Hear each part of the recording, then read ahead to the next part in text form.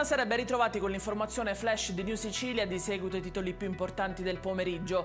In apertura l'arresto a Catania di un agente penitenziario del carcere di Giarre che avrebbe favorito un detenuto, non uno qualsiasi, ma il figlio di Scarpa Pulita, Orazio Di Grazia, esponente di spicco del clan Laudani con un ruolo apicale nel gruppo di Picanello. In manette è finito anche il figlio Antonino. Avviso di conclusione indagini per i due 27enni guidatori dei veicoli coinvolti nell'incidente che ha causato un anno fa la morte di Chiara Adorno alla circonvolazione di Catania. Le accuse sono di omicidio stradale. Uno dei due avrebbe avuto il cellulare in mano al momento dell'impatto.